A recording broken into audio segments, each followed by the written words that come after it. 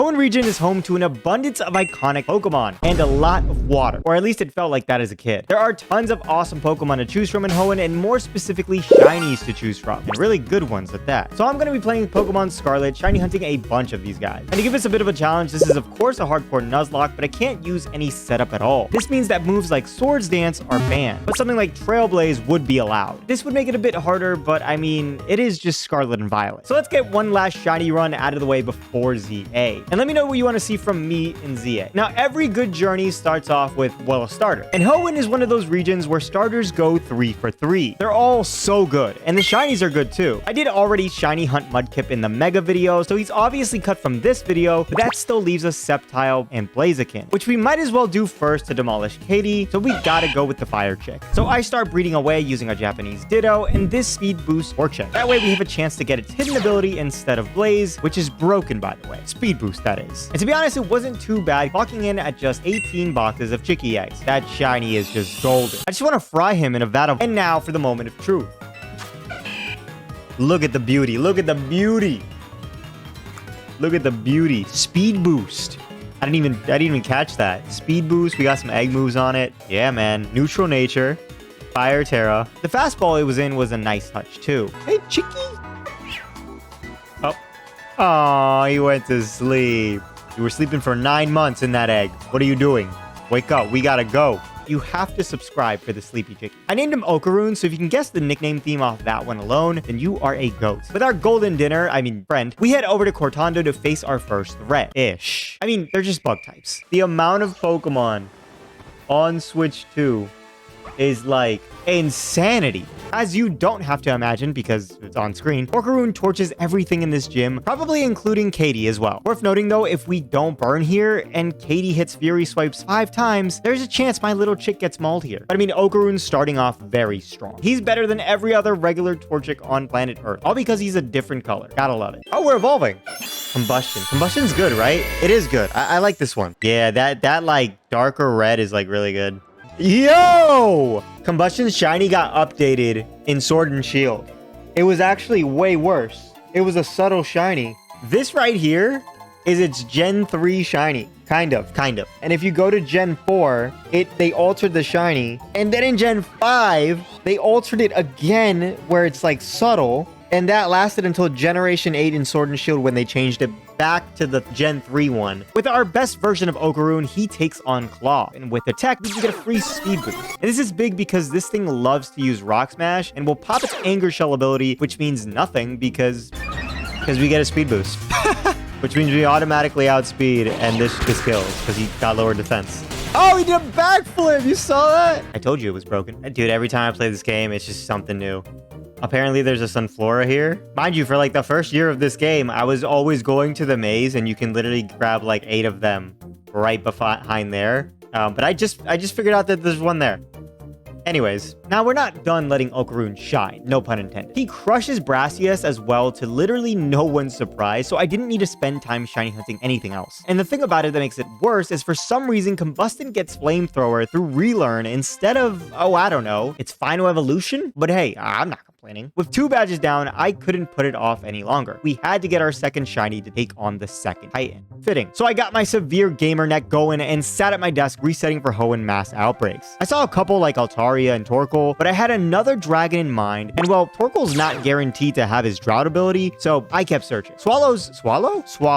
Why am I Swalot? What is, bro? How did I forget that? Swalot shiny is amazing, but man, is Swalot very bad. Not as bad as Banana Chin, but still bad. That and it's like level 30. I did end up finding a Slack Off, but not remembering it evolved at level 18, I reset over it for something better. And this was a mistake, as Vigoroth is the perfect Pokemon to take on Bombardier. We also saw Shroomish and Ralts, but Ralts we used in the Mega Run, and I've hunted Shroomish in the past, so I kept searching. I was looking for a Bagon specifically, and ended up finding it after a long while, but this was also a mistake. See, I thought it would get the move Dragon Rage, but it doesn't, making this thing super useless right now. Regardless, I hunted it, and I want to be as transparent as possible with you guys. These shinies, aside from the eggs, shinies are not hard to find at all. On top of using mass outbreaks, I also use my Switch 1 to get me sandwiches to boost the shiny odds even more in Union Circle. But on top of all that, I also just straight up imported the dex fully, which means I straight up have the shiny charm. So yeah, we have pretty good odds, especially on the Switch too. I mean, just look at all these Bagons. And speaking of the odds being super good, I didn't even run into a shiny Bagon at first. I ran into the wrong shiny. That's literally the wrong pseudo, man. Maybe I'm manifesting it for the next video. In due time, I did find my bright green slick back hair dragon, and I thought we were cooking, but like I said, this was just for show. I'm sorry I don't have the live reactions to these shinies, as I've been hunting in my bed thanks to today's sponsor. Avermedia has come out with these two cute looking charging cubes, but they're not just charging cubes. They're way more than that. Avermedia was nice enough to send me these to try them out. The Core Go and the Elite Go are docks for the Switch 2, along with other handheld devices such as your phone or Steam Deck. They have 4K pass-through and can charge up to 3 devices at once with 100-watt charging on the top USB-C port for fast charging if your device supports that. You have an HDMI port which lets this work as a dock, so long gone are the days of you lugging around that huge dock for the Nintendo Switch or Switch 2,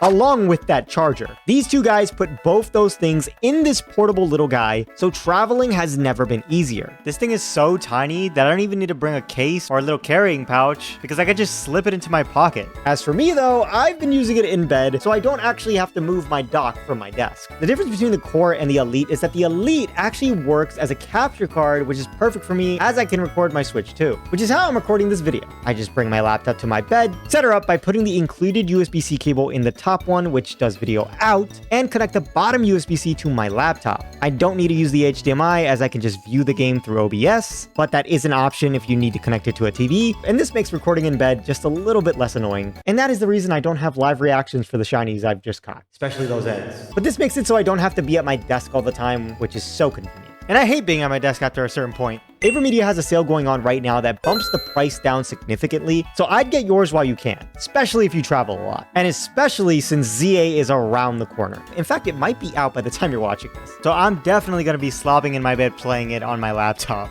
So make sure to click the link down in the description or in the pinned comments, as this discount only lasts until the 30th. I was in bed, man. I just found this little guy in bed. I remember turning and I was like, oh, there it is. Woo, yay. That was exactly how my reaction was. And then I also found Gibble, which Gibble's awesome. He's just a little guy. You're not Hoenn, though. I named Bagon Ira, and she had a timid nature, which is all right. If we continue at this point, we will wipe, so I started resetting for that sloth once more. I found a Vigoroth. I'm gonna go check it out, but I'm pretty sure this is just way too high of a level for me to even take on. I can already tell this doesn't work because the Pokemon in Province 2 are already way too high level for me to even catch. Eventually, I did find an outbreak in South Province 5, and this one we could get to. Now, all that was left was not finding a Swablu or a Zangoose on accident. What? Did you think I was gonna cut to be finding a shiny Swablu or a Zangoose? Well, that didn't happen, thankfully, because slacking is a menace, and I am determined get this. So I made a tofu pickle sandwich on my Switch 1. That's a sandwich, almost comparable to what Subway gives you. This shiny is kind of subtle if it's far away, so I was hoping I could spot it easily, but it was just not showing itself. I even went up here for a better vantage point, but this did absolutely nothing. Wait, that's it. That's it, right? I have a quick ball. We have quick balls. Haha!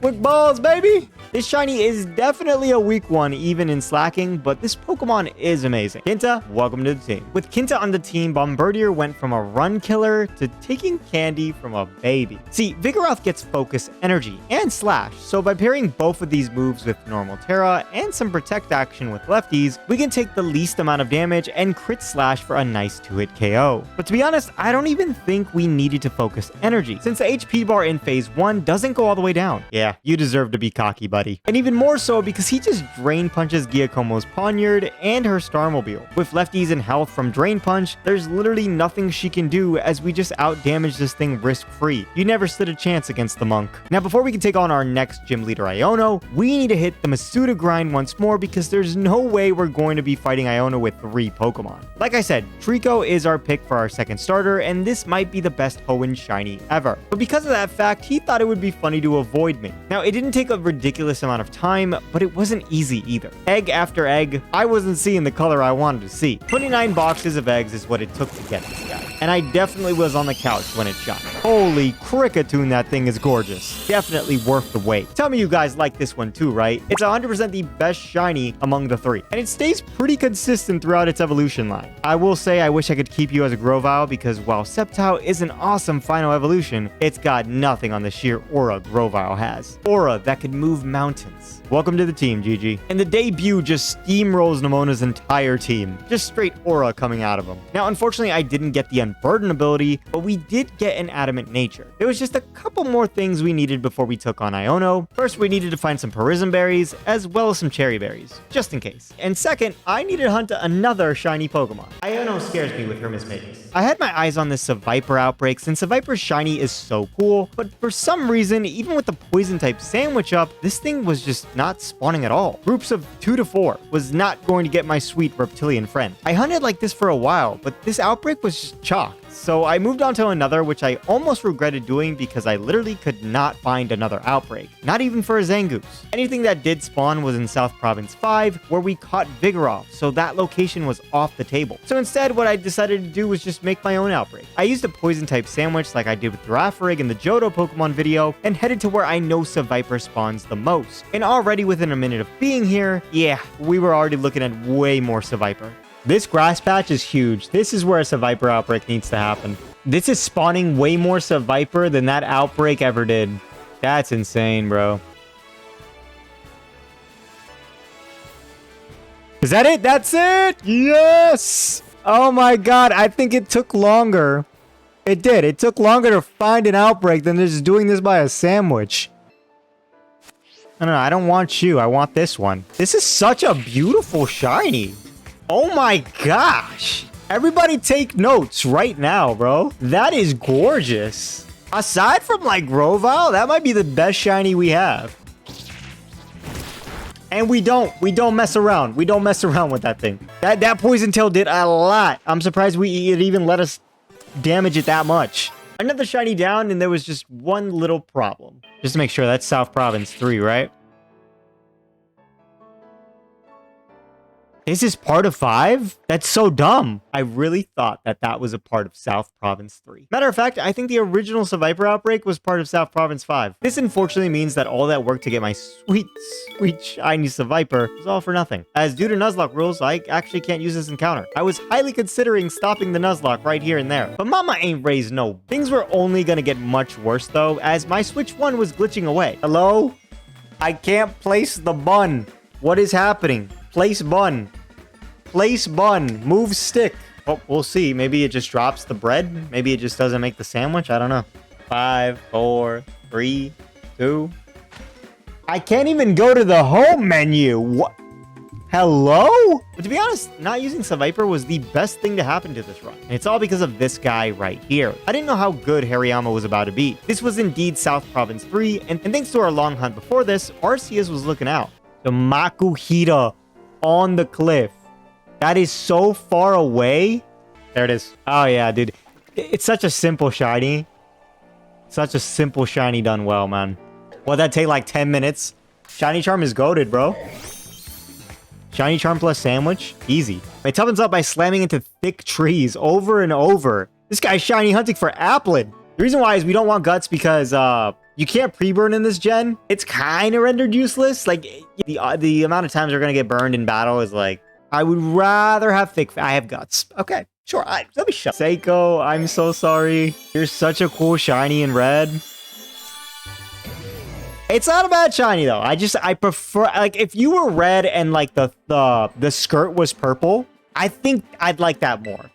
But it's still a great shiny. Come on out, Seiko. 2 big-ass balls for legs. Oh, my God. Look at it walk. I don't think I've ever noticed Hariyama's ears, bro. The biggest eavesdropper I've ever seen. With Seiko, I finally was able to take on Iono. But the problem with Spark is it has a good chance to paralyze. You're almost always going to get paralyzed in this fight, no matter what. Is with Wattrel, it'll pluck away any berry that you have to avoid paralysis. So because of that, I'm not rocking a berry on Seiko. I could fake out. I don't think there's any point to do so. I think a Rock Tomb kills. Just to be careful, let's fake out. Wow. Seiko, that was not needed at all. I might as well terrestrialize just so I don't miss the rock. Yeah, no, that was not supposed to do that. Okay, so we take a pluck. It does a decent amount of damage, but it does not matter. And it's good that we bait pluck instead, so we don't get paralyzed. This kills, we get health back. Seiko, off to a great start. And then Belly Bolt should come in. I do have lefties, so I can just straight up protect for health. It's going to power up its Spark. Hopefully no para. No para. Since we don't get parried, I go into Combustion so that we can go back in and fake out, as Drain Punch wouldn't kill from where it was at. We bait Water Gun on entry, and this lets us get the most amount of health back, as the Drain Punch finishes it off from this health. To avoid Intimidate, we go into GG. I want to save Ira just in case we need like Scary Face or something. We take a Spark, go back into Seiko. Now we're no longer intimidated, and this should be Bite, not Spark. Am I right? Is it Bite? Am I right? Is it Bite? It is Bite. It's obviously going to go first. If we get paralyzed here, we don't get paralyzed, but that would have been big. It kills. It kills. We drain all of that succulent. We can't get paralyzed anymore, which could be bad, could be not, but going into Miss Magus with full health is not what I was expecting from Seiko, but man, am I in love right now. As long as Seiko just breaks through confusion. Seiko, we need you here. We need you here, Seiko. There goes the confuse ray. Oh my god, Seiko. Seiko! Seiko! Yes! Here comes that Hex. It's gonna hurt. Seiko! Seiko! Oh my god, what a day fucking view. Let's go, dude. That's the most hype I think I've ever been for a debut fight. Seiko was quite literally cooking, and she kept going with the same energy into Mela. She gets Rain Dance to shut down Torkoal, and the Storm Wheel can't do anything because Seiko recovers way too much health with Drain Punch plus the leftovers. Oh, and on top of that, it just started randomly raining again. Not that that really mattered. Yeah, I'd smack the shit out of me too. I did give her a little break so Okaroon could take down Form, and I'm sure this gave him a confidence boost, especially since Arven's Toad School died in one shot. Oh, and Bagon evolved. What is Shelgon's Shiny? Oh god. From there, I was already at Tofu, and this is where I realized GG was an absolute menace. Terra Energy Ball just destroys his entire team. Well, almost. Energy Ball can't Oko Abominable, but Giga Drain just gets us healthy enough to live a crit slam. Okay, a crit had a very tiny chance to kill there. Very tiny. But from there, I fought 7 trainers in South Province 5 to get the Eviolite for Shelgon and started hunting yet another Masuda method. I know, 3 Masuda hunts this time. I usually do 2, but I was feeling lucky this time.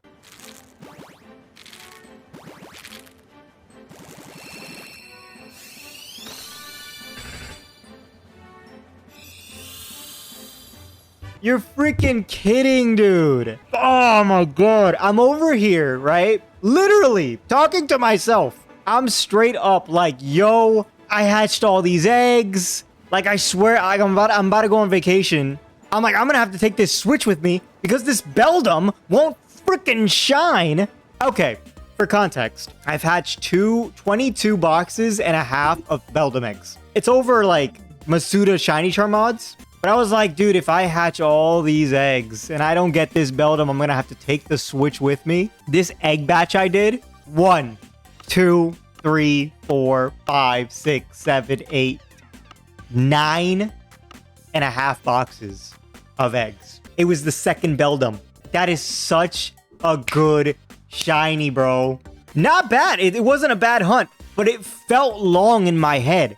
I was like, I'm not getting this Beldum. Steel Terra, thank God. Not a bad nature, actually. Hoenn really does have amazing shinies. If I haven't mentioned it already. Oh, man. So that yellow that it gains, along with the silver. I hatch every encounter that comes from eggs in Levincia because it's just easy to go all the way around it. We just assign them to different things. Torchic, that's our encounter for Levincia. Trico, that's our encounter for Los Platos, right? And then Taro here, that's our encounter for Montenevera. I'm pretty sure this is a great nature. By the way, I completely forgot about this. I didn't record it. When I first started that batch of eggs, I mistakenly sent one back to the academy. I pressed B on accident. I think it was the egg either before that one or after, because it was directly after I had started And I thought in my head, I'm like, okay, hold on. What are the odds that I just sent a shiny to the academy and somebody adopts the Speldum as a shiny? Very close. Very close to happening because it was either the egg before the shiny Beldum or the egg after. So the reason I hunted Beldum was because of Atticus, since he has poison types and, well, steel types are immune to poison types. So Taro here is totally our answer to this starbase. I still needed a couple things so Taro could be ready for this though, such as the Reflect TM as well as Earthquake. I also figured out Taro has a very low IV attack nature, which blows really bad. Regardless, Atticus leads a Pokemon that literally cannot hit a Steel type at all, because it has 2 Poison type moves and a Dark type move, which would be Sucker Punch. So all Taro needs to do is just stall that out and Trailblaze a couple times to outspeed his team. Earthquake takes out Reverum so it can Assurance, and as for the Starmobile, I did kind of mess up. I meant to Reflect as it wore off, however, I misclicked Earthquake instead. This is bad since it Flame Charged, meaning now it's faster and we have to risk a crit to get the Reflect up. With the Reflect up, I risk another crit for some chip, and thankfully Taro lives. From there, I go into Quinta. We eat Pecha, we're no longer poisoned. We probably take a Flame Charge again, yes. We're not gonna Slash, I brought Counter. Gonna Noxious Torque, it's gonna do that much. And Counter is gonna do that much. And a good chip, good chip. Reflect wore off. I think we switch. After Quinta, I went into Seiko, who is my other Pokemon, who had a Pecha Berry, and after some chip with her, I go into my Eviolite Ira. And a single Terra Dragon Claw is enough to finish this fight off. That was a little nerve-wracking, but this fight usually always is, especially without setup. I like how the time just like it goes up to signify that time has passed. How long was this dude licking her? You gotta stand down, boy. You can't have the licks. All right, the team is looking saucy, man. Oh man, he's at peace. And then there's Slag Off. My dog was just in that position. I'm not even kidding. We have very good shinies. Obviously, aside from Shelgon right now, and aside from Vigoroth. Although I kind of like Vigoroths. The other 4 are crazy, bro. Combuskin.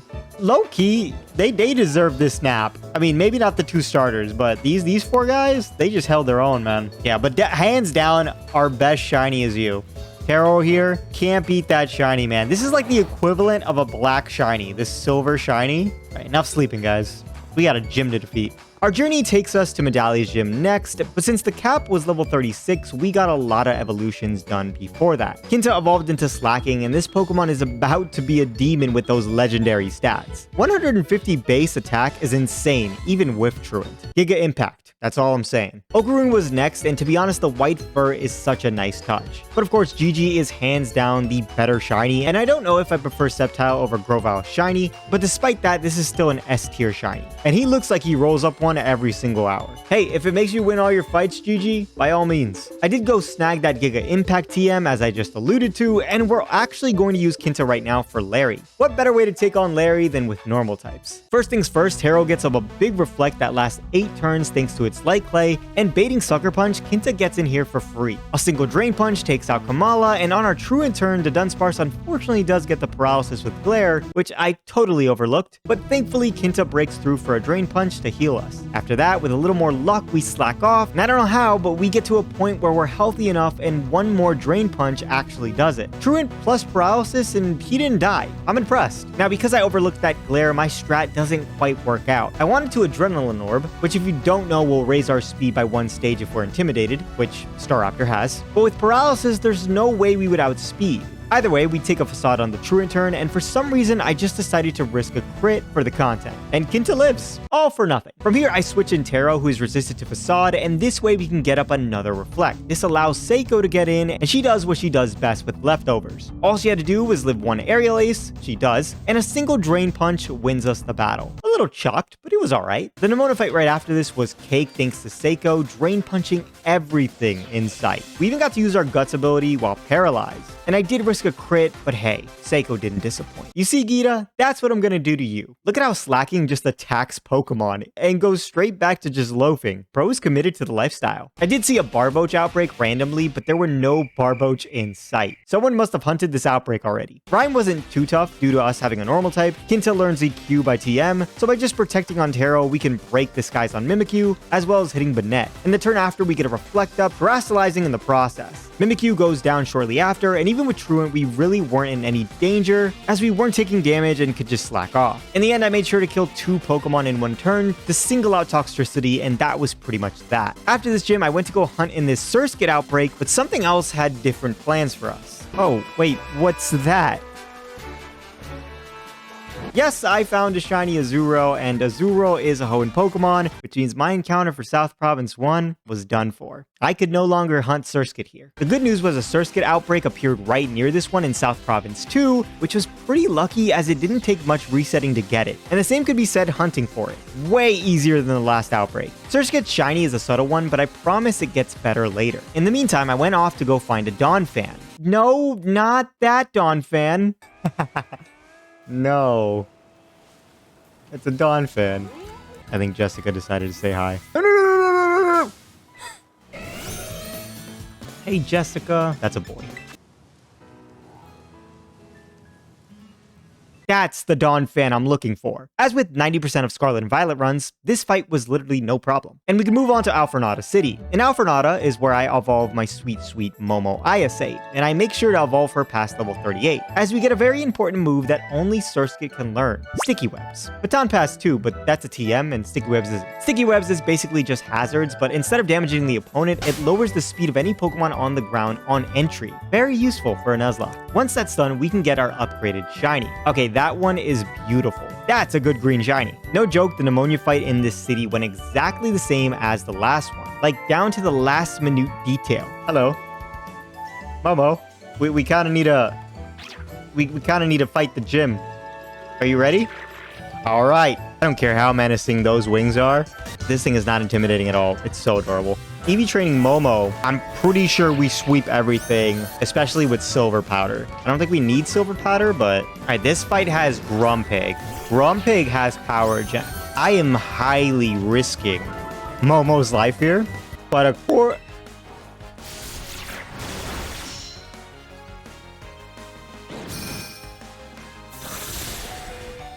I did not mean to Air Slash. Oh my gosh. Bug Buzz would have killed. It was 100% on the min roll to kill. I did not mean to Air Slash. Oh my gosh. Okay, we still should kill everything. Oh my god. Yeah, I gotta be more careful. Oh my gosh, let's get her out. Get him out, get him out. Momo, I'm sorry. I didn't mean it. Don't. He does not want to talk to me. Oh. Hero Evolves at 45, right at the cap. Oh man, it's not different, but you can't hate Metagross, man. Momo is a great option for Tulip, and it's not because it's going to sweep or anything. Instead, we're just going to use Sticky Webs. We do Intimidate, which is useful, and Tulip does go for her Reflect, which I am prepared for. From there, I go into Taro, who isn't on the ground, which is hilarious. And this is because Momo was floating, so something happens when you switch where now Taro is floating. I think it's a glitch. Anyways, I have Terra Blast, but we don't want to use it just yet, as there is a chance we kill here with a crit, and we do not want to KO. Instead, we want a Terra to avoid super effective damage from Crunch, and then we could just Brick Break. Oh, would you look at that? We crit. That Reflect does come down, and it never went for that move ever again. So we kill the Giraffe without that. And after that, that's it. Everything else gets destroyed by Terra Blast. We don't OHKO everything, but with Steel Terra, we tank hits all day long. And this won't be the only time Taro comes in clutch. Like, at all. This Pokemon is just too good. No. You're a Hoenn Pokemon. I forgot to name this thing. Turbo Granny. Grusha is also a weak gym for us thanks to Okaroon. The only threat here might be Beartic, but it never goes for Aqua Jet unless we're in range, so that was dealt with. Cetitan does live a low kick. Okay, there's a 1% chance for Cetitan to live at level 49 because I didn't use an expert belt, but what are the odds? I was calculating with 131 attack. We're at 130 attack. Low kick has a 1% chance to not kill this thing, which I'm not gonna lie, I should have expert belted. I don't know why I charcoaled. We're gonna risk it. There's no snow up.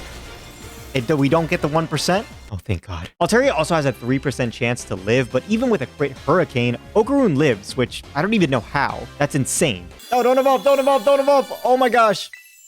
Don't evolve. You're my fodder. We need to get you out of that shell, man. Seriously, we need to get you floating in green. There she is. There is my Ira. Been a long time coming, but we didn't kill you. We didn't lose you. I don't know. Do you guys like this shiny? I really do. It's like a minty green. Is that a... Wait, is that a Golduck? I'm literally... By the way, I'm literally just doing this. I'm just training, bro. Is that a Golduck? It is. It's a shiny Golduck. Manifestation. It looks like Golduck, literally. Shiny Golduck just got a sunburn. All right, losers. Come out. The 3 guys that should have never been. I already had one of you, but you might be manifestation for a Kento run, and you might be manifestation for a Sinnoh run. Of course, we do have these 2. You, I was not supposed to find. And I did hunt for you, but we just couldn't use you. Just so sad. I mean, it's such a good shiny, man. Now for Ortega, Taro was our option once more. Not only is he a Steel type against Fairy types, but he has the Clear Body ability, so Azumarill's Charm won't nerf us to the ground. And it did a lot with Aqua Tail, but I managed to get 2 Trailblazers off, which is all I needed. And then I killed Azumarill with Metal Claw on the off chance we could snag an attack boost, but to be honest, I shouldn't have risked the 5% miss. From there, everything dies to Terra Blast until the Starmobile, and with good old lefties and Protect, Taro gets healthy enough to take it on. 1 Terra Blast does nearly half, and thankfully it didn't go for Confusion turn 1, but either way we broke through for the finish. Taro might be a little bit broken with that Steel Taro. With Ortega defeated, it was time for one more shiny, and this time I was going for Whiscash. And at first the Water Sandwich was spawning a bunch of Golduck, and Whiscash was not going to be found this way. So instead I opted for a Ground type Sandwich. Why does this look shiny? Right? It's not, but... It is! What the hell? Wait, that is so subtle. I couldn't tell. I genuinely could not tell. Dude, it's been 2 minutes. It's been 2 minutes. I literally said it's not going to take that long, and I walked forward. Dude, I mean, you could tell, but I couldn't really tell. I was looking at the W. I don't think I've ever found a shiny that fast. Sighting Wishcap, leaping from the water is believed to herald an earthquake. He was coming up to shore, like right there. He could have did it. I named him Mandro, and while his shiny was terrible, I love Wishcash. He had Water Terra, and it was an okay nature. Now, in order to fight Airy, I needed the TM for Psychic Fangs. And the reason why is Zen Headbutt is inaccurate. And believe it or not, Psychic Fangs has 5 base power more at 85 base power. And as an added bonus, it breaks screens. It was in a weird spot that I had no idea how to get up to, but eventually I did figure it out. I then needed the TM for Spikes, which is going to be a very important strat for this late game. Airy leads a Toxicroak, right? This Toxicroak only has Brick Break, Poison Jab, and Sucker Punch. So what we want to do is get a layer of Spikes up. We can't live 2 crits, but it looks like it already, number 1, did not crit. We get a layer of Spikes off. This allows Metagross to basically kill everything aside from the Starmobile, but it will allow the Starmobile to be 2-hit KO. I'm rocking Leftovers and Protect so that we live another Brick Break in case of crit, and this way we can get a second layer of Spikes up to ensure the 2-hit KO on the Starmobile. We get another layer of Spikes up. Momo comes in here with its beautiful shiny, intimidates, which doesn't really matter, and we eat a Brick Break. Spikes and Sticky Webs are on the field. If it Sucker Punches, we get him for free. If it Brick Breaks, it's not going to do that much damage because it has an Intimidate off. Even if it didn't, we're fine. And there goes Taro again with the floating animation. With everything set up, Taro just sweeps. By outspeeding the Starmobile, we Psychic Fangs once, and Psychic the second time thanks to its ability, Stamina. Oh man, I love when a strat works out. There was just one more Titan to fight, and I finally got to use Sceptile. Not only does it obliterate Dondozo, but it gets access to the move Shed Tail, which shocked me. This allowed me to set up a sub and switch for anything to come in for free. So you know I had to go into Kinta. Substitute took damage, Substitute faded, Hail Whip from Greedent. We're faster, we Giga Impact. This is so risky. I don't know if it's gonna kill. It almost did it. I think a Silk Scarf would have done it. And the Greedent finishes the fight in 1 turn. Oh my gosh. That was the easiest way I've ever taken care of these Titans. Now, usually I fight the Elite Four first before Clavel and Arven since I set the cap at the Elite Four, and this cap is the same as both of these guys. However, this time I just decided to take them on before the Elite Four and just be a little bit under level. Kind of. I mean, Arven's levels are kind of all over the place. Like, this guy should totally apply to be in the Sinnoh Elite Four. Clavel was actually a tough fight to plan because his team is very diverse. He has Auroraville with Abomasnow, Intimidate with Gyarados, and Spore and Toxic with Amoonguss. things. It's not just a mono-type team, but I cooked up a line so good, there's no way he'd win. He leads this Oranguru with Foul Play, Yawn, and Reflect. I need Stealth Rocks up to KO some of his Pokemon thanks to ranges, and we need to taunt Oranguru, or not really, but I was thinking a little bit too hard. Anyways, I taunted it with a Choice Scarf so he doesn't get Reflect up, and then I go into Mandro to set up the Stealth Rocks. From there, knowing it's going to Foul Play, I go into Kinta with the leftovers like your uncle on a Saturday night, posed up and everything. From there, a single Giga Impact KOs Oranguru, and this baits in Abomasnow because it has the highest base power move in Wood Hammer. Now, unfortunately, Kinta has Truant, meaning it gets a free Auroraville up, but this is completely fine. As you can see, Kinta got frozen, and this is why I put a Lumberry on Taro, which was the correct call, as Taro actually got haxed on the switch in. I could Psychic Fangs, but there's no point, as by the time I kill this thing, Auroraville will be over. That is, if Taro here didn't get critical hit frozen. I cannot make that up. Triple hacks. Believe it or not, this was actually completely fine. And this is because I saw a vision. Seiko still saves this line. Now, this is where I said we didn't need taunt Seiko. We could have Lumberied instead of Scarf for a little backup plan, but we don't have that safety net right now. So instead, we just have to hope we don't get frozen a third time. But first, I did risk a crit on Taro just in case he woke up, because no way we'd get crit right away. What are the odds of that? That would be insane. Unfortunately, Taro did not fall, so I did go into Seiko. And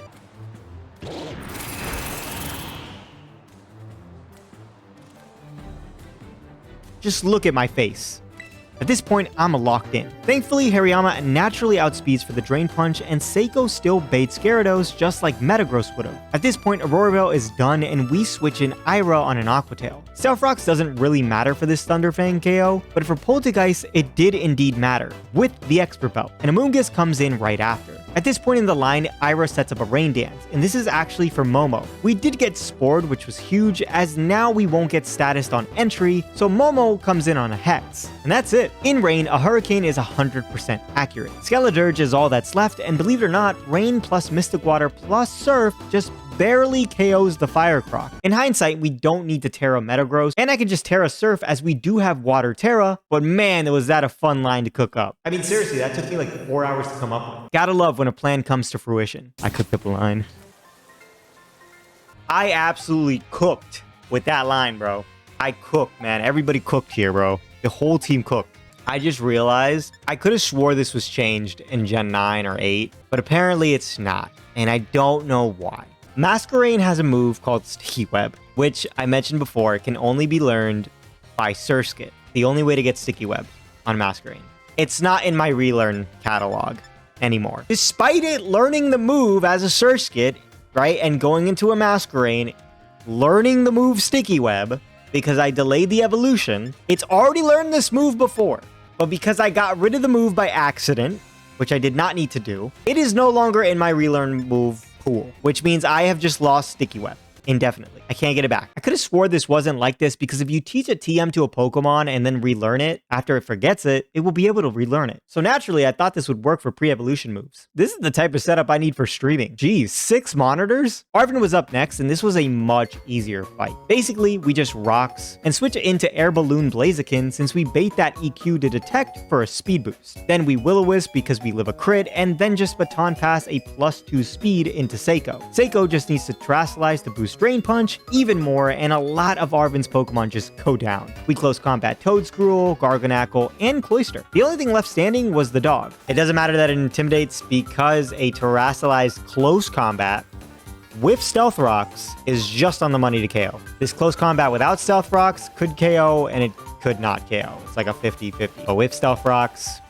that thing cannot live. Before we take on the Elite Four, I did run out of EXP candy, so I had to level up the old-fashioned way, but luckily there was a random Chansey outbreak. I don't know why, that looks shiny to me.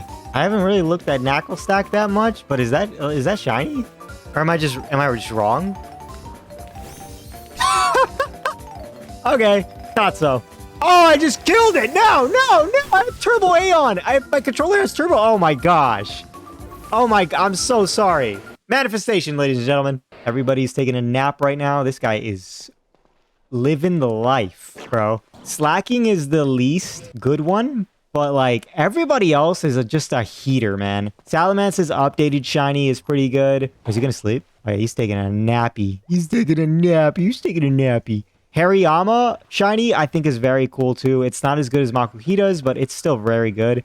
Are you upset that I'm not talking about you yet? Because you're probably... I love Metagross's shiny, but Sceptile's shiny for me is the absolute best one we have, I think. I love you, Taro. I do. He's going to ignore me. But GG shiny is honestly just amazing. And Blaziken shiny is pretty cool too. Is that built into the code that he just sleeps all the time? Are you trying to wake him up? It's not working, bro. He is deep in slumber. We got Mandro himself. I didn't even notice this shiny. We got Turbo Granny, which is definitely fodder for Turbo because what else am I going to use it for? And then we have Momo, which I really love Momo, but it doesn't have sticky webs. And honestly, even if we did, I don't think we'd bring it in here. Rika is up first, as always, and I swear all these fights were easier than Clavel. Rika leads a Wish Cache, and I have one of these, so I know that it's booty. Safely, we can set up Stealth Rocks, and rocks are going to be a big thing going forward. So I'm sorry if I'm repeating myself. But basically, GG sweeps Rika no problem. I mean, seriously, everything dies. I did think that Camera Up needed to be Leaf Storm, but Leaf Storm can miss, and I did not know that. It doesn't really matter what we choose here. Leaf Storm or Leaf Blade, it doesn't matter.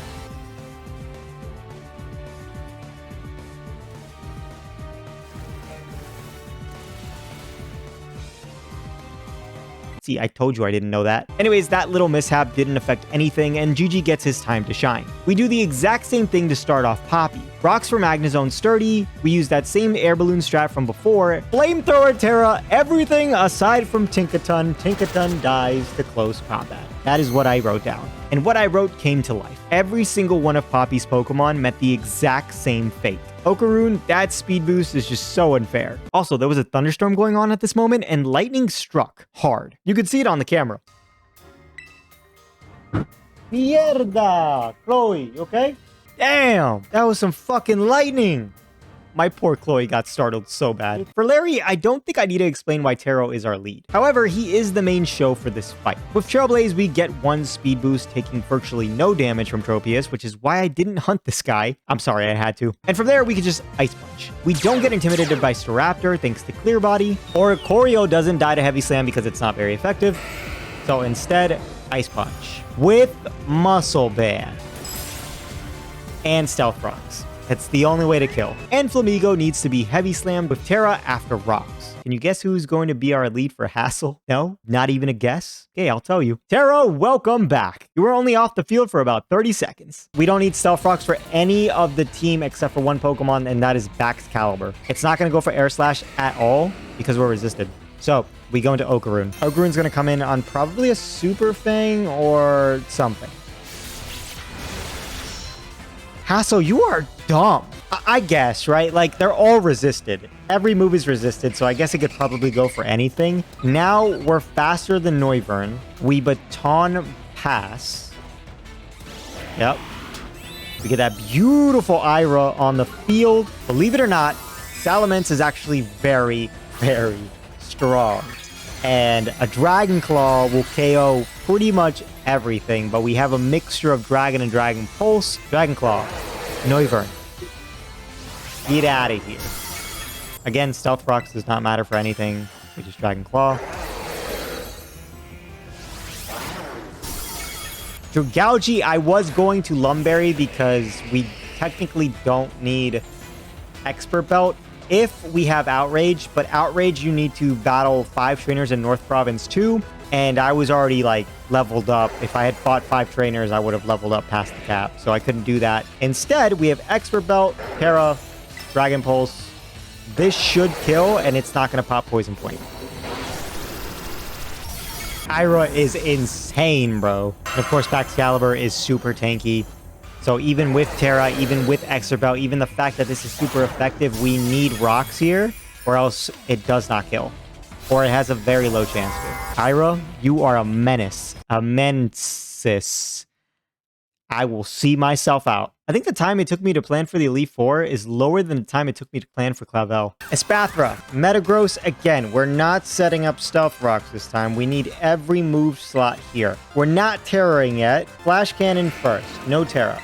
Flash Cannon, I think, does around 40. It's going to Dazzling Gleam. We eat everything that this thing throws at us. If we Terra, we'll take a little bit more damage from Lumina Crash. In case of Reflect, because it's faster, I'm just going to Psychic Fang until this thing dies with its Reflect. It looks like it's going for Dazzling Gleam, though. I don't want to crit with Flash Cannon and kill, and then it got to Reflect up. You know what I mean? So we're just going, since we go second every time, but you can see we don't really take that much damage. So now we go for Psychic Fangs, and his Spathra dies right there. Doesn't matter if it goes for Reflect. Okay. Next up should be either Kingambit or Avalugg. I forget. I think it's Avalugg. Avalugg. We're going to Steel Terra Flash Cannon because this thing is a defensive beast that it doesn't die to anything else, not even close. But because it has like a 45 special defense stat, Flash Cannon Steel Terra absolutely eats this thing because our special attack isn't that bad. Out of here. Kingambit should be next. Oh no. Why doesn't Kingambit come before Veluza? So I thought Kingambit and Team Order would come out first. But the Team Order actually has Veluza coming out first because they both have moves that have the highest base stat damage they can do to Terra. This kind of veers the plan just a little bit. The plan was to kill Kingambit with Hammer Arm, just barely with a Muscle Band, and then this would lower our speed so we'd switch in on Veluza, but now we need to do this a little differently. I'm gonna Heavy Slam. It's not gonna KO. Goes for Liquidation. Hopefully it doesn't go for Aqua Jet. It shouldn't. Doesn't go. Okay. And I think that's enough health to probably take on Go-Goat later. Kingambit should come out now. We naturally outspeed. Hammer Arm is the only thing that kills. Yeah, we need Muscle Band there. We need it. I'm sorry, I didn't mean to flick you guys off. Please subscribe. On Go-Goat, I go into Blaziken, and this is to baton pass a speed boost because I couldn't rock Trailblaze on Taro due to movement space. I also couldn't KO Go-Goat here with Flamethrower since I didn't rock Charcoal on Okaroon. And with its attack boost, since it bulked up on my switch, a crit Zen will crit Blaziken. So instead, but the most I could do is like 20%. Goes for the Horn Leech. Yeah, easy. Taro's about to get it again. Taro's about to get it again. Taro's about to get it again. Oh, shit. Yo, Taro. The living demon. And Glamora gets naturally outsped now because of that speed boost. I didn't baton pass, did I? Oh. Guys, it's over. If it wasn't for Okaroon, I kept the air balloon on because it never popped. Okaroon can come in on an earth power right now, and we just close combat for the win. Close combat is 100% to kill this thing. I'm sending it. I'm sending it. I'm sending it! That was dumb of me to not baton pass. I'm so dumb. I'm so dumb. It was just kind of, yes! Let's go, baby! Now, I have 127 speed. Believe it or not, that doesn't outspeed Glamora, so I do have to detect. That is the funniest thing I have to detect. This rock, this mineral, is faster than my chicken. It has 86 base speed. That was a mistake, but it's okay. We came out on top thanks to a mistake on the air balloon that probably should have popped. That was such a dumb thing. I should not have did that. But hey, with the entire league defeated, I take on Penny, whose highest level is level 63, which is why I saved this one until after. Our hazard setter this time is Mandro, to set up 3 whole layers of spikes on top of stealth rocks, and we need every last one of them. Umbreon is super weak offensive-wise, so with lefties and Protect, we are able to get every single one of them up. And pause for a second. The theme goes hard. Now we go into Hariyama. We take a Dark Pulse, which is fine. We're going to Fake Out for some chip, a Psychic. It doesn't matter if it crits. Okay, it goes for Baby Doll Eyes, that's fine. We're going to Taunt late because we're slower. It gives us 4 turns of Taunt, with the first turn of Taunt being the turn we set it up. We now have 3 turns of Taunt. I'm going to go back into Wish Cash. I just realized this isn't going to work. From there, I go back into Mandro to hopefully not bait a Psychic, and we won't get Baby Doll-Eyed. And we do this successfully. Now, unfortunately, I thought Taunt would last all the way until Okaroon could baton pass, so I did end up taking a Baby Doll-Eye, ruining my strat. So I had to reset this all over, and the problem is Mandro took way too many turns. So this time, I just went into Seiko and just took that Psychic on entry, giving us more Taunt turns. This ended up working as I could detect once more for a speed boost and then just baton pass. Originally, I did want to be +2, but we're too weak right now, so we just switch in Taro for free, and Clear Body allows us to not take a Baby Doll Eyes. Now we just need as much health as possible, so that's why I didn't Trailblaze. So finally having that oh so well thought out plan, we Terrasilize. Umbreon dies from where it's at, Flareon comes out next, which takes a ton from hazards, and a Psychic Fang kills. Vaporeon comes in next because this and Jolteon have the same base power moves in Hydro Pump and Thunder. But Vaporeon is first in team order. It takes enough damage to where a Thunder Punch just about KOs with a Muscle Band. It was a crit, it didn't matter. But that was the strat anyways. And this is why I needed as much health as possible in case we couldn't get to +2 speed. So Jolteon will outspeed and hit that Thunder. And a Psychic Fang should kill from where it's at. We're just risking a para. God! At least take this thing out. Oh my God! What are you like? Really? It hits the move and it terras? Or it fucking terras? Oh my God, this has happened twice, Metagross. What are the odds, bro? I've cooked up the line, brother. We come out of these. We come out of these easy. We go into Manjaro himself. We absorb that juicy thunder, neutralize it. We Earth Power. Jolteon's dead. Get out of here. Because we come out of these alive no matter what. And Leafeon comes in. Now what you're thinking. Leafeon's gonna destroy me. Wrong! Because I still have a demon in the back called Ira. That was a crit, wow. And from here, we Dragon Pulse. Now yes, Sylveon is the perfect counter to Ira, but I have Kinta in the back. And I'm so glad the strat didn't go to plan. Because he is a demon. Yep, that's gonna do half. A crit wouldn't even do it to us. We naturally outspeed and Giga Impact, ladies and gentlemen. We make it out of those alive. We make it out of those alive. Talking about I hit a Thunder into a Paralysis, into a crit Leaf Blade. I mean, into a crit Psychic at the beginning. The game goes back to being pretty easy with Pneumonia, to no one's surprise. But we're back again with Seiko just punching anything it sees. Palmon has an 80% chance to die here, but Seiko never lets us down. Our shiny team is just that good. Now we just go into Golden Boy Okaroon. Oh, we got Stealth Rocked. We're dead. No crit. No crit. I think with rocks, we're dead there if it crit. A single close combat Okos to Dunsparce, and a flamethrower Okos Orthworm. From here, the line changes into Taro once more, since Gudra stops Blaziken. With an Assault Vest, we don't risk a crit Muddy Water, killing us, and it can't lower our accuracy. And we also land a crit Psychic Fangs, which did not matter at all. Her last Pokemon will be that Quaquaval, and Metagross is resistant to everything it has besides Aqua Step. So I go into Gigi. So I'm correct, and Gigi eats that. Aqua Step does boost her speed, but I put a good old Choice Scarf on Gigi, so he will outspeed now, and a single Leaf Storm hits and does Oko the Dancing Duck. I adore this team. It's too powerful. No one can stop my Shiny Hoenn demons. But maybe Professor Turo can. But honestly, this hour-long trip might stop us before we even get to him. Well, at least the trip wasn't a waste. Oh my gosh. He evolved. He evolved and came back. He evolved and came back to us. Oh man, that is a shiny, dude. That is a shiny, dude. Look at that.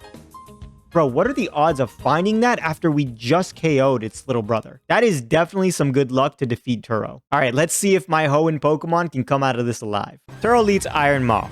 Now, we're gonna die to a Fiery Dance, so I needed to get an Aqua Berry. I forgot the Aqua Berry. I came all the way down here. So instead, I just Scarfed Taro against Turo, and we're just going to Stealth Rock because we do need a Stealth Rock for this fight. Surprise, surprise. It should Fiery Dance. Okay. We do live. There was a chance to live, so there you go. But that's why we Scarf, and I think our speed boosting nature lets the Scarf let us outspeed. It got a special attack boost. But I bought Turbo Granny, which I should not be sacking right now, but I do not want to let Taro go. You are finally going to be useful. Oh, that's got a burn. Whoa! Turbo Granny! With the I don't think a single one of our Pokemon has done that.